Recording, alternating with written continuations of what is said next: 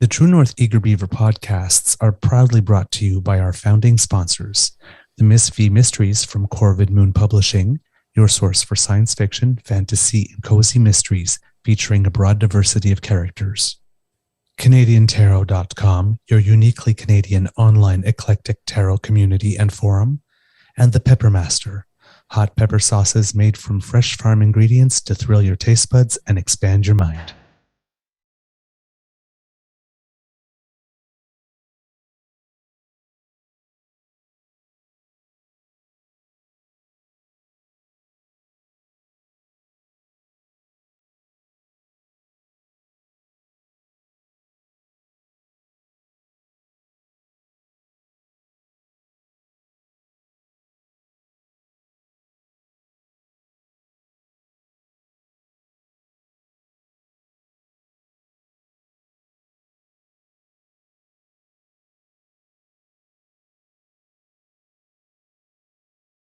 Well, good morning and hello, kids, and welcome to Season 3 and Episode number 126. I am going to guess off the top of my head of the Daily Beaver Morning Show here on the Crier Media Network. Yes, that is correct, 126.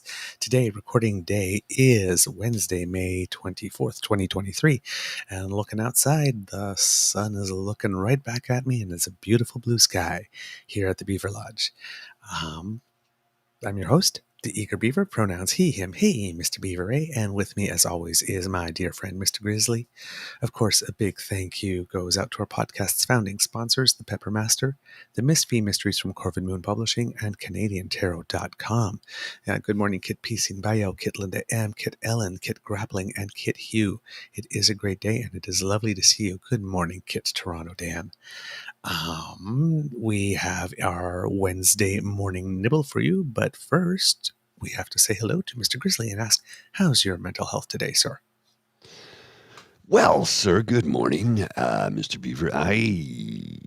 Mental health-wise, I think I'm pretty good today, in all honesty, although Yes. there's a bit of a seething rage in me this morning that I'm trying to contain. I think we all know why I'm upset today.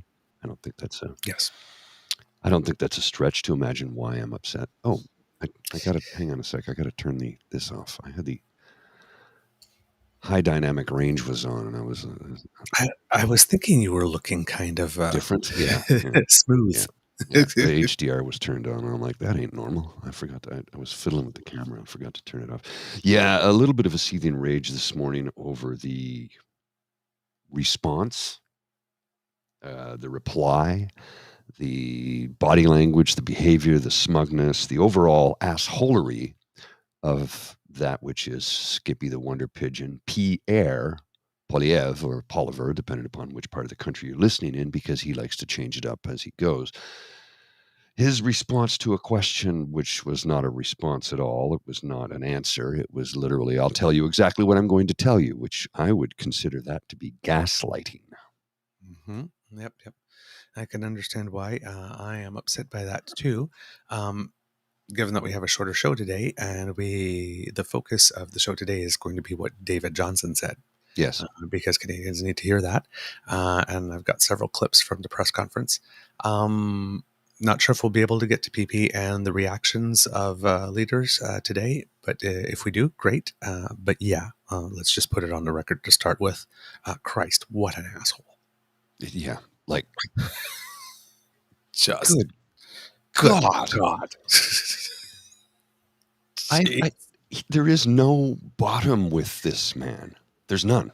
Well, that's the thing, right? It's like there is no ability to pivot. It's going to be Maple Trump, hardcore, all the way. I mean, as soon as I said it, right? Because anyway, we're going to go off topic, but we saw the chart, like, I think 10 seconds after it was over, like Charles Stadler put out a tweet and says, I don't know if the Governor General knows it, but he just like put a time bomb in PP's hands, right? And it's like, yes, and again, we'll get to that on another show if we don't have time, but it's like, yeah, that's exactly what. And when I saw what his reaction was, it's like, okay, there is no, like, in my head was like, okay, cue Operation Annihilation David Johnston. And then we see the clip, and sure enough. So there is no ability to pivot. You know what he is going to do. There are no surprises. It's like Trump, I guess. And there was no second act. When he came back from the E. Jean Carroll thing, then went right the next day and did the same thing. Like, there is no second act. This is what we get. This is what it is. All right. To the Governor General. Oh, you had something, sir? Well, I'm just there's something we may have missed here. Toronto Dan, what's up, buddy? Just noticing stuff in the comments here, and I'm like, what? Oh yeah, yes. Somebody has been making some statements and going after him. So he has decided that he is going to pull a Mr. Handong and call his lawyer. Okay. I didn't know. Sorry, Public buddy. statements are being made. Yes. Go after them. Yes. That's what we're saying. Full support. Go after them. That's it. Keep a calm head. Call your lawyer. This, and then just hold your tongue. Right. Just hold your tongue. Let your lawyer do the talking. I'm just going to defer to you and counsel, because I tend to run my mouth a little bit. Yes. The advice from the former PR guy is call the lawyer, let them know that you did, let people know that lawyer's been called, and then just zip it and let it happen. Mm-hmm. That's all. Don't make any more public statements. Just let it happen. All right. And also, I have to mention that our friend Kit Saucy is not here because... Oh, is she delivering a baby today? We might, or yesterday it was, or so, okay. But we might be having a new kit soon. So cool. Our thoughts and big joy. So hope everything's going well and that we'll be able to welcome a little one to the Beaver Lodge very soon. Okay, now... Oh yes, and we have we have some friends. I don't know if you know, but we have some friends that are going through some major life changes that are tough, but will ultimately be very good for them. So as they're going through the tough patch, our friend, some hugs from us. All right, David Johnston. Wow, this was better than I thought. I was pretty sure, how would I put it? I was pretty sure, and I should have called it, and I didn't, that a public inquiry was probably not going to happen. Mm-hmm. No surprise, really. It shouldn't have happened. My concern was whether or not this political hit job from the Conservatives, because that's what it is. It was a public intimidation campaign, smear and intimidation campaign, in order to pressure the former Governor General, former Harper appointed Governor General, now Trudeau appointed Special Rapporteur, to reach the conclusion that a full public inquiry was required. Clearly, that plan did not work. No. Hence, Operation Annihilate David Johnston. Right? PP's been given a shiny new toy to play with now, and you know he doesn't play nice, and you know he doesn't play fair. So let him do what he will with that. As far as I'm concerned, in the battle for the main public opinion, as soon as he went out there and did that thing, he just lost all reasonable people. So he's really shoveling the red meat to the base. That's the whole strategy. Remember, there's a by-election going on in Manitoba against Max, so he's got to pump up the cray. Well, they're all what, 4, 5, maybe 5% of the population that support this man. Yep, he's got. They're vocal. They're vocal, but we need the silent majority to step up right now. Yeah, we do. Make your voices heard. Let people know this is not acceptable behavior for loyal opposition, the official opposition leader. This is not acceptable behavior. Not close by any stretch of the imagination. No. And what we have is a situation now, right? Like we mentioned, where PP is literally just letting any opportunity and every opportunity to be a statesman just pass him by. Yeah, he's not a statesman. All right. So getting to David Johnston, let's start with a first clip. He released his report. He had 5 major conclusions. And we will let him say it in his own voice, because I mean, I could transcribe this all word for word, or I Let's could just just listen to let what he him has to say say. it. Yeah. Right. I mean, he is David Johnston, so, Go ahead. Here we go. I have reached 5 clear conclusions. First, foreign governments are undoubtedly attempting to influence candidates and voters in Canada. Foreign interference is a real and growing threat, and more remains to be done promptly to strengthen our capacity to detect, deter, and counter foreign interference in elections. Second, when viewed in full context with all of the relevant intelligence, several leaked materials that raised legitimate questions turn out to have been misconstrued in some media reporting, presumably because of the lack of this context. Third, I have identified serious shortcomings in the way intelligence is communicated and processed from security agencies through to government. Fourth, a further public process is required, but there should not and need not be a separate formal public inquiry. A public inquiry examining the leaked materials could not be undertaken in public, given the sensitivity of the intelligence. However, public hearings on the serious governance and policy issues identified to date should and will be held at the earliest possible date as part of the second phase of my mandate.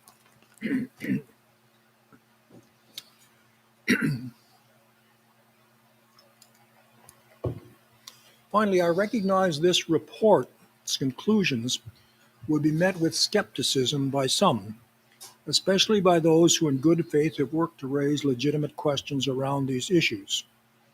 The challenge is this: what has allowed me to determine whether there has in fact been interference cannot be disclosed publicly. A public review of classified intelligence simply cannot be done. Therefore, fifth, I recommend the Prime Minister invite the 2 oversight committees on national security, NSICOP and INSIRA, to review my conclusions and provide them with all supporting materials, including an annex which contains the classified information. If they disagree with my conclusions, they should say that. Le défi est le suivant. There you go. So, those are the 5 recommendations. And he's also saying that, you know what? Don't take my word for it. All of you that are on NSICOP and NSIRA, take these documents, pass it through your review process, and if you disagree, then you should say so. But then he did something which was absolute genius, and I think that this may be what triggered PP. Mr. Grizzly, if you will. Need you to send it, sir. I don't see anything. Oh, sorry. There you go. Keep on forgetting I have to share the screen. All right. Now, this might be the thing that had PP starting to climb the curtains. In addition to the parliamentarians who are already members of NSICOP, I encourage the Prime Minister to invite the leaders of the 3 major opposition parties to join that process personally, so they can assess for themselves the intelligence and my conclusions. This is a necessary step in transparency and accountability to provide Canadians confidence in my conclusions. Yes, and we all know Skippy's response when asked would he join NSICOP, and he didn't answer the question. He just, went on about how David Johnston is his Justin Trudeau ski buddy. Justin Trudeau skied with him when he was 12 years old. Yeah, but given that,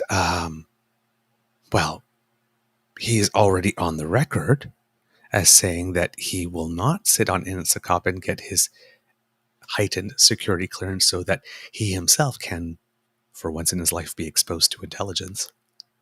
has levels.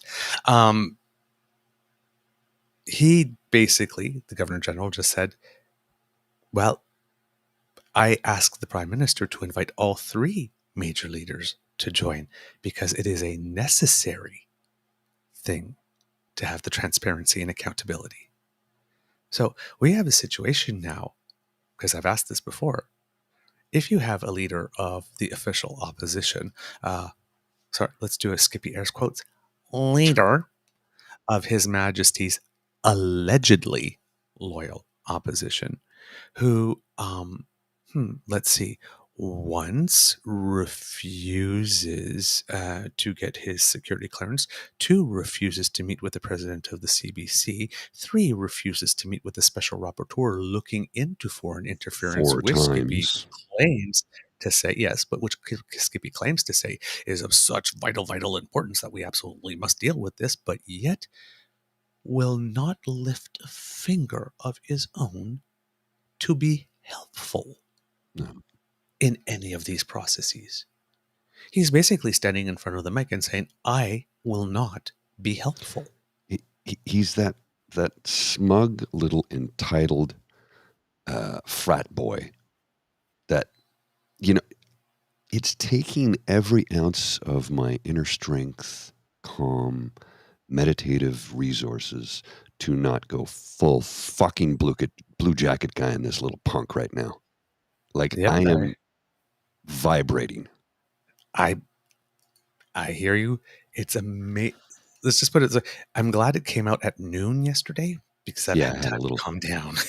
a little bit of time to calm down. If it And had actually happened deliver while we this. were live yesterday morning, Yeah. wouldn't have been good. This presentation of what David Johnston said would be like all over the place Yes. from me right now. Yes. Because I'd say something that'd make me think of something and I'd be pinballing all over the place because that's the way my mind works. So I really try to make an effort to like give you a very linear so that it cannot be misunderstood. And that's what I'm attempting to do right now. But I really... I hear you. I hear you. Tomorrow we're going to get into him. Okay. Mr. Grizzly. So then the special rapporteur, former Governor General, talked about the impact on our elections and the breadth of the scope of the interference. My review has shown that common techniques of foreign interference include cyber attacks, online influence campaigns, disinformation, and the exploitation of human relationships. Fortunately, measures put in place by our governments have been largely successful. The elections of 2019 and 2021 were well protected by sophisticated mechanisms, and there is no basis to lack confidence in those results. All right. Again, pretty clear because they're already going the way, as we mentioned on yesterday's show, about talking about the tabulation machines and trying to run some plays similar to what Fox was doing with a Dominion and Smartmatic. Yeah, they're trying to play that game. It's like, but we don't use voting machines in Canada. Right. They're paper ballots. Right. But again, Civics 101, right? Take the thing that people are not absolutely sure of, exploit that, and then run with it. All right. Then we get to the formal current special rapporteur talking about a point that we've made often and that many people in the security and intelligence community have made about the partialness of the intelligence. So if you would, Mr. Goosley. Interference in media reports have amplified public concern around these issues and are a central component of my first report. They raise legitimate questions which deserve complete answers. Much of what has been reported has been based on limited and partial intelligence. That reporting has been made without the benefit of the full context provided by all relevant materials. Experienced, intelligent professionals understand that individual pieces of intelligence must be viewed with considerable skepticism. It is extremely rare to draw conclusions, much less take action, from a single intelligence report. Each piece of intelligence is a brushstroke to paint a broader picture. Only upon seeing the full picture, with the benefit of all relevant intelligence, can one conclude that my reported intelligence has been misconstrued in media reports, presumably because of the context in these instances. In some cases, the materials I reviewed tell a very different story than what has been reported to date. Foreign interference is not usually embodied in discrete, one-off pieces of intelligence. It cannot be dealt with on a one-off look what I found basis. The limited leaked intelligence and subsequent reporting have led to misapprehensions relating to incidents that are alleged to have occurred in the 2019 and 2021 elections. Moreover, I have found no examples of ministers, the Prime Minister, or their offices knowingly or negligently failing to act on intelligence, advice, or recommendations on the issues I have investigated related to the 2019 and 2021 elections. However, I did find that there are significant and unacceptable gaps in the machinery of government. All right. Yeah. And so very clear. Very, very, very clear. Yeah, he was not pulling his punches. He was laying it down. There Laying are it down. problems. They need to be addressed. They need to be brought. Yeah. And again, this is not new because, well, I mean, we found out with the occupation that there were problems between security. We found out when we were losing our minds after September 11th that there were problems with communication. This is a constant thing. This is not new. And this- sadly, it's still very much with us, despite the fact that we should know better. We Indeed. should do better. Indeed. I completely agree. Now, in this next section, he's going to talk a little bit more about this public process. So, PP and all the people wanted a public inquiry. They're not going to get one because there's nothing not very much relative to the actual core influence attempts that can be revealed during that. It would have to remain secret. But the parts that can be public, with regard to how our security establishment coordinates and communicates information and processes that can be held public, and he's perfectly willing to do so. So there will be a public component, and I'd like to have him explain a little bit how he sees it, and we'll stop it because there's a little, I think he speaks in French a bit, and then later on we'll cue it up because he's talking about the type of people he'll want to talk to with regards to this. So Mr. Grizzly, if you will. All right. A separate public inquiry will simply deliver the level of transparency and urgency Canadians expect. The intelligence I have reviewed is and must remain secret. As a result, the reality is any credible public inquiry would not be public at all. In contrast, by conducting a thorough review of my conclusions and recommendations, our intelligence oversight committees, NSICOP and NSERA, have the opportunity and the duty to help restore Canadians' trust in our democratic institutions. All right. So he's got that part, and let me cue up the second part over here. Oh, sorry, I don't think I went far enough. I'm sorry. I think I may have cut this one off a little before I needed to. So sorry. I'm going to continue where I left off. I apologize, Kits. That was my bad. Okie That dokie. said, this is warranted to address the parts of my mandate that are not classified. Canadians rightly have questions and deserve to be engaged fully in my work. In the next stage of my mandate, I will conduct public hearings to hear from Canadians about the numerous policy questions my work has raised. There we go. And I will just move it up just a tinge right here. Is that more than a CH? Yeah, just a little more than a CH. De la sécurité nationale. All right, and here we go. In the second phase of my work, I intend to tackle a number of critical issues. This includes concern of diaspora communities and individuals about foreign interference. I will investigate the challenge of using classified intelligence in law enforcement and how it might be addressed. I will review the role and structure of NSICOP and whether it can be strengthened. I will suggest amendments to the CSIS Act that might assist in fighting foreign interference. I will investigate various issues with the machinery of government, including processes for funneling intelligence to top officials, more effective tracking protocols, and clearer lines of responsibility. I will also review the merits of a government-led process for declassification of information to enhance transparency and look at the case for a National Security Committee of Cabinet. And I will examine the issue of how the government deals with threats against elected officials. Canadians need to understand the threat this issue presents and the mechanisms needed to address it. Je voudrais qu'on... So there.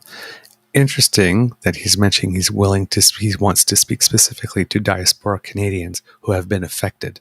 Mm-hmm. So, for example, some of these Canadians who have been contacted by these Chinese police stations, for example, or maybe Canadians who care about their Iranian sisters who are still in Iran, or Mm-hmm. maybe Canadians who lost family members in that flight that was downed by the Iranian government, right? So when you have people like Andrew Coyne writing pre-report release editorials, such as, well, if David Johnston recommends a full public inquiry, which he did not, that goes and looks back into Iran and Russia and all of those as well, then he's lost the plot. Well, again, these Iranian Canadians that I have mentioned would probably have a sharp rebuke on that take. Well, let's dive into the weeds on that one a little bit for a few seconds, if we shall. If you'll give me some leeway here. Uh-huh. I was at there was a protest here was it last autumn? Last autumn, and I was there with my friend Ozzy, and it was a protest against the Iranian government. It was literally 2 hours. You go, you protest on the hill, you march down the street, you do your protest in front of the embassy, and that was the end of it. Like, literally. An incredible contrast with what else was going on. 2 hours, well organized. Everybody went home peacefully. The one thing that was pointed out to me was my friend said, "You'll notice there's a lot of people wearing masks." I go, "Yeah, they're COVID." She goes, "That's not why they're wearing them. It's not why they're wearing them. They're wearing them to hide their identities because it could put their families back home at risk." She says, because quite literally, they will be scanning this. The Iranian secret police will be scanning the audience. I'm like, well, take a picture of my face. Come and get me, you sons of bitches. Anyway, something to consider. So when he's talking about the greater diaspora and their concerns, I get it, because, you come to Canada, you become a Canadian citizen, you have every right that I was born with. You have every right that I was born with. Well, except for this whole white privilege thing. That's another thing altogether, right? But what I'm getting at is, you're a Canadian citizen. You fall under the protection and coverage and privileges that being a Canadian citizen grants you. People in the diaspora, whether they're from Iran or China or whatever part of the world they've come here to become part of our multicultural nation, need to be reassured by our government that they will be protected. This is important, and this goes back to Han Dong, right? Right. And the Michael Chong thing. It's all part and parcel of all of it. It all is. Now, this next section might take us to the end of the show because we usually leave about 1:45 or 10 to. But this is, so we'll have more David Johnston for you tomorrow and the reaction of the leaders. But this is the central part about his ethics and conflict of interest. And I'm going to let it run. Okay, because the journalist asks the question, he gives a response, and the journalist does a follow up, and he responds to that. So I'm just going to let it play through. So make yourselves comfy. I'm going to get a coffee. Des plans Journal de Montréal. Good afternoon, Mr. Johnston. You've recommended a process going forward, a review of your findings by two bodies and hearings that you would hold on the process, the things you found about miscommunication of intelligence, mishandling of intelligence.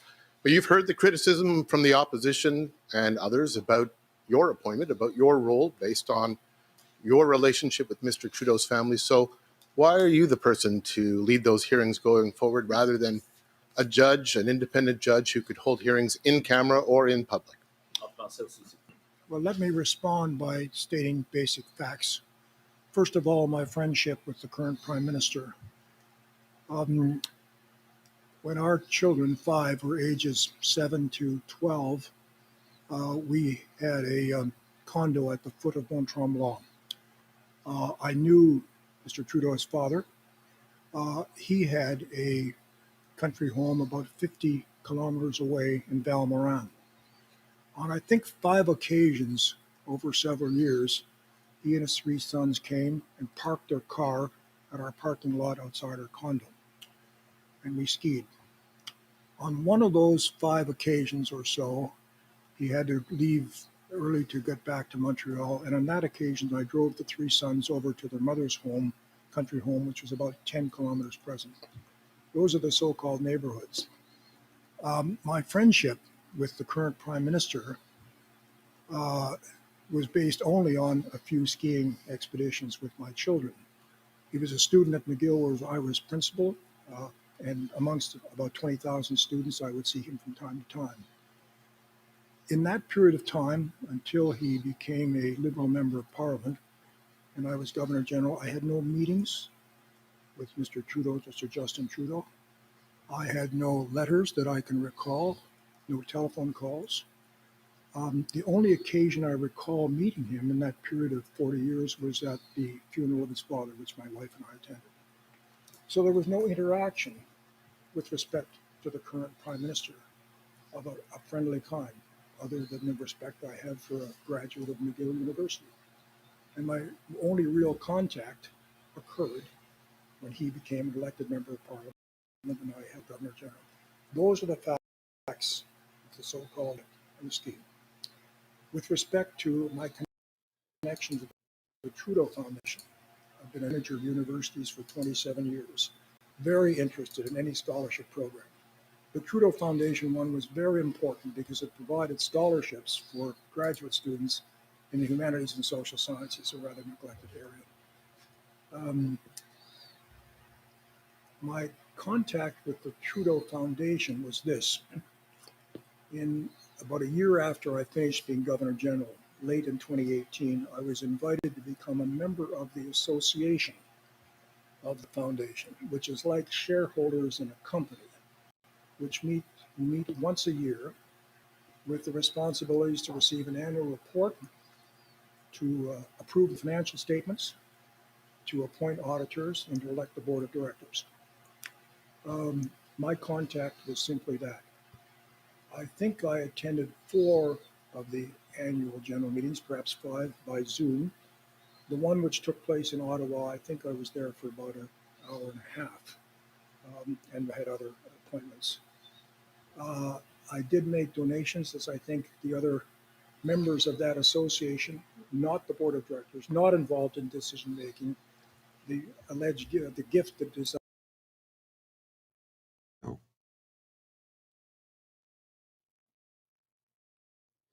We've lost some audio there from you, Mr. Less than 1% sorry. of the donations my wife and I make regularly to a number of scholarship funds. Hold on, I'll go back a little bit there. The third fact is this. I've been fortunate in my attended 4 of the annual general meetings, perhaps 5 by Zoom. The one which took place in Ottawa, I think I was there for about an hour and a half, and had other appointments. I did make donations, as I think the other members of that association, not the board of directors, not involved in decision making. The alleged the gift that is under controversy was 2014, 2015. I joined in 2018. I think over the course of 4 or 5 years, donations were of the order of $300 or $400 a year, with the less than 1% of the donations my wife and I make regularly to a number of scholarship funds that we support across the country. The third fact is this. I've been fortunate in my public life to have served as chair of or member of advisory committee or task forces on probably 2 to 3 dozen different occasions over those years, with appointments by prime ministers, several, premiers, several, ministers. And none of those previous occasions has my impartiality or integrity ever been questioned. This is the first time it has happened. And let me simply say that's very troubling for me, because this kind of baseless set of accusations diminishes trust in our public institutions and deters people who are publicly minded, who are quite prepared to take on public service responsibility task forces and so on. There's a chill on that, and that's very troubling. Sorry, you addressed the question of whether you are, the criticisms about whether you're in conflict, but not the question about whether a judge could do a better job here, sworn in, hearing testimony in private or in public, sorry. And also you have recommended review by 2 bodies, NCICOP and NSERA, that opposition critics have already rejected as sort of under the control of government because their reports and their access to information is vetted by the government. Well, with respect to who might lead a public inquiry, that person or persons would have the same fundamental program that we and our team have had, that one cannot deal with these allegations with respect to negligence or managing things to provide partisan advantage without a full consideration of all of the information, including classified information. And that can't be made public. So I don't know whether another person would have any greater ability. With respect to experience, I'm a lawyer, a professor of law for some 45, 55 years, and I guess I've had some responsibility for making judgments of different kinds, and one will have to stand on that. Just give me the second part of your question again. Yeah, and it's important spending some time in those bodies. NCICOP was created in 2017 as a response to this growing foreign influence effect. And it's made up of 4 parliamentarians from the governing party, 2 from the opposition party, the Conservatives, 1 from the New Democratic Party, and 1 from the Bloc Québécois, and 1 independent senator. And they have been at work with their staff since 2017, and their job is to review, among other things, foreign influence in our elections and our other democratic processes and protect them. They report to the Prime Minister, the report goes to Parliament, and that is the body that has the important oversight function with respect to how we manage this danger of foreign influence. That body has been charged with the Prime Minister to review the same terms of reference mandate that I have. And I have invited that body to take my report along with the confidential annex and to review it with great care. Also suggested that they work closely with NSERA, which I'll comment in a moment, and that the leaders of the 3 major opposition parties be invited to take top secret clearance and join in viewing that material and coming to whatever conclusions they want to with NSCOP. That's Parliament functioning as it should be, with an oversight role. That's where it belongs, not with a retired judge and not with a professor of law of some years. That's where Parliament has to function. NSERA, the National Security Independent Review Agency, is an executive agency with experts on foreign intelligence and other things. It's appointed on the recommendation of the Prime Minister in consultation with the leaders of the opposition parties and the leaders in Senate. So that's a collaborative appointment. Its job is to review the activities of all the agents of securities and intelligence and any particular matter that deals with things like foreign influence. That body, too, is an oversight body of Parliament. That's the kind of body that should be functioning to oversee these things. Chaired by a former judge, especially. Thank you, Sheila. Chaired by a former judge, a dean of law, a law professor, a former national security investment advisor, intelligence advisor, and an entrepreneur are the makeup of that particular committee. That was created in 2019. Both of those committees provide their reports to Parliament, and both of those committees have a fundamental responsibility and oversight role that's very precious, and that's the kind of oversight that we should be using, I think, to deal with these matters. And there you go. You see the comment right there, right? From Kit Dan. He's a class act. No wonder Harper appointed him. So all of these things, right? Oh, he's frail. Oh, I can't believe he let himself be suckered into it. This is a man who can handle himself. Yeah, very much so. Clearly, he's in control. He knows his facts. He knows it like this, and he will not let himself be pushed off his point. Will not be let him. He won't get flustered. He's calm, rational, reasonable, and he's thought about this, thoughtful and authoritative. Oh, yeah. So, no wonder Skippy lost his mind. He's got nothing to react against. And he's been essentially called out in such a deft and clever way by the Governor General. I invite everybody to get their top secret security clearance and come and see this information that I've seen that I'm going to make available to everyone in an annex that's part of these two committees. I guess bring in your opposition leaders, come and take a look at it for themselves. And also making the point that these things, right, the NSICOP and NSIRA, are not government controlled, but they are bodies of Parliament. Mm-hmm. Very, very, very important. I think that's all the time we have for today, Mr. Grizzly. Yes, we do have to get rolling. I have to get into the office. Yes. Yeah. Now, in that last little thing, though, it seems to me that he is sort of laying the groundwork for a potential defamation suit of his own. Possibly, eh? The way he was talking, that was very, very, very interesting because it seemed very, very legal. Let's just put it that way. Well, you know. And to that end, the last little tidbit here to that end, it appears that Mr. Handong put out a statement, and he says, key part here at the bottom, not at the bottom, but right here. At this point, it is even more clear that Global News and Course Entertainment must fully apologize and retract their defamatory reporting about me.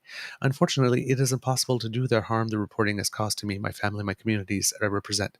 For that reason, I am moving forward with my defamation case against Global News, Course Entertainment, Mr. Sam Cooper, and all other defendants. Facts matter, and they must be held accountable for their irresponsible and damaging reporting. So, based on what the Governor General has concluded in his initial assessment, Handong is going ahead, and I sure hope that the former Governor General, once he finishes doing the second part of his inquiry, does the exact same thing. Oh, yeah. Defamation. Well, it would certainly seem to be that is the direction it's going to go. And I think it's because, A, he's an elder statesman.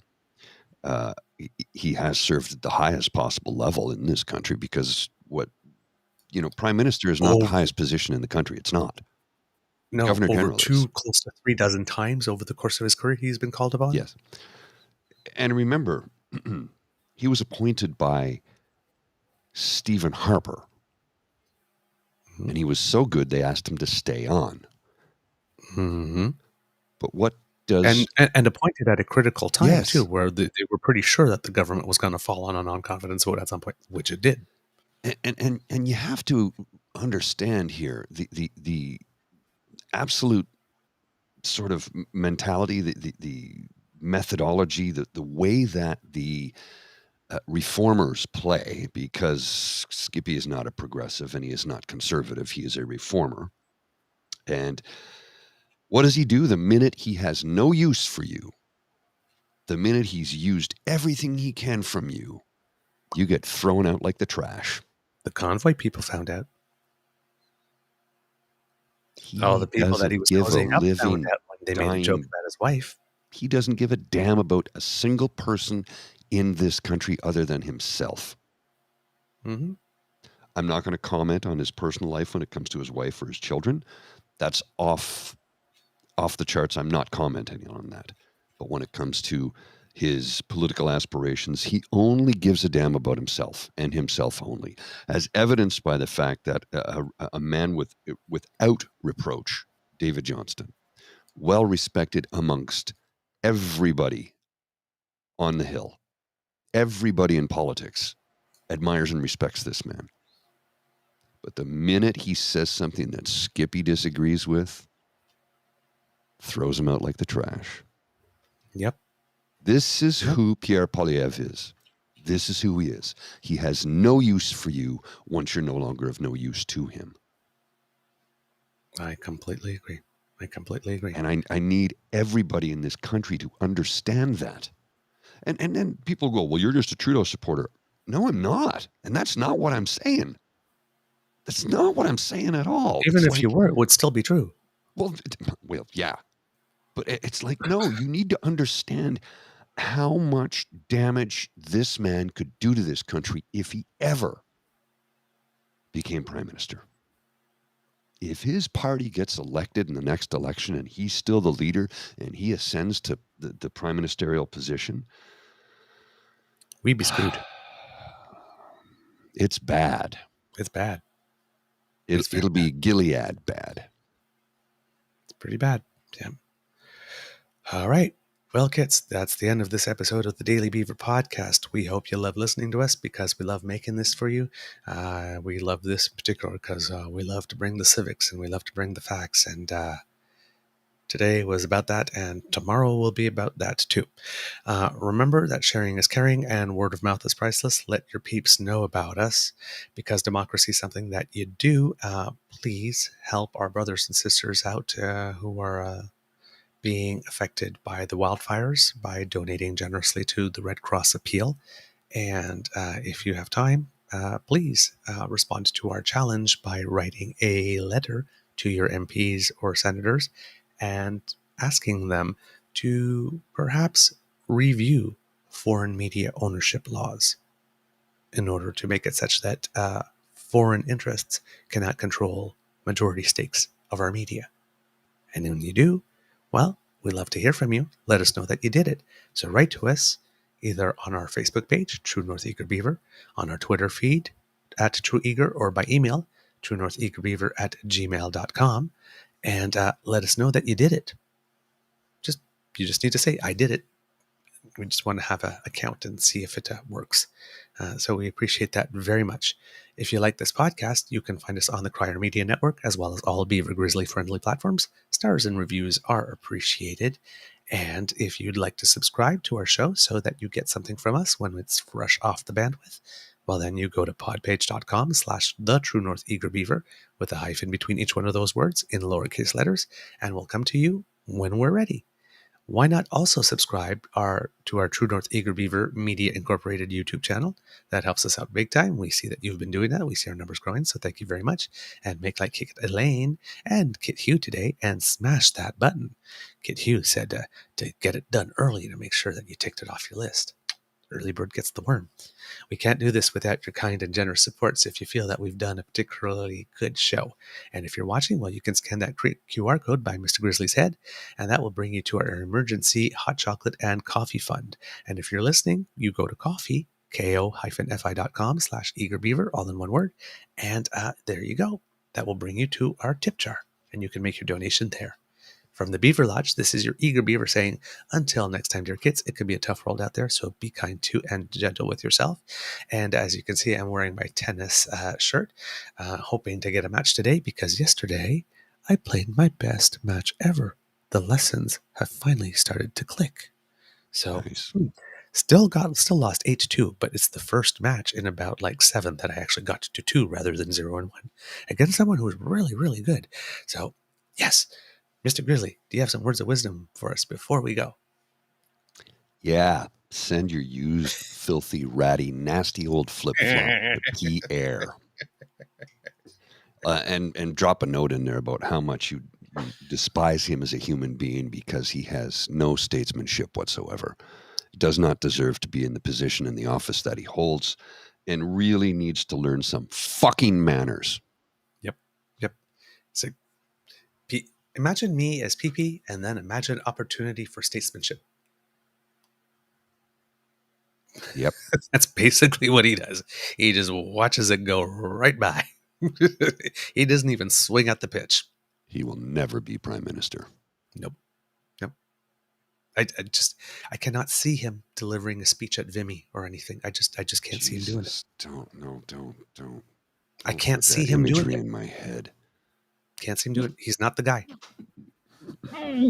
Yep. All right, kids. See you tomorrow. We'll have more stuff for you.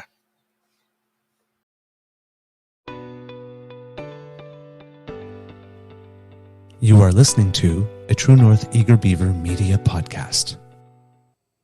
The True North Eager Beaver podcasts are proudly brought to you by our founding sponsors, the Miss V Mysteries from Corvid Moon Publishing, your source for science fiction, fantasy, and cozy mysteries featuring a broad diversity of characters.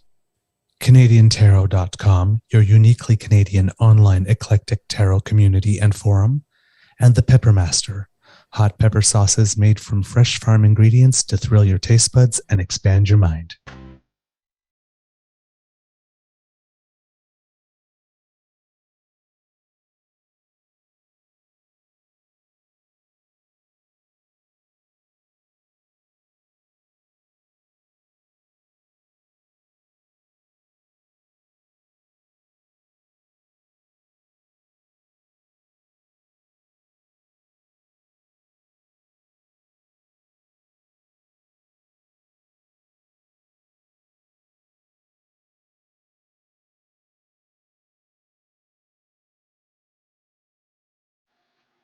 Oh, and kits, just so you don't forget, we have our podcast coming this Saturday. We've got our Alberta show next Monday. Hello to Kit Danelle, who has just joined us. And also, I've asked Gail Costello, who is that teacher who was working with the kids in New Brunswick. Oh, yes. And she says that she would like to do an interview with us. So that may be good. Excellent. All right, All kids. right. There you go. I'm going to need about 6 more of these today because my brain is not fully awake. But remember what this says, folks. Democracy is something you do. Yes. Get out and do it. See ya.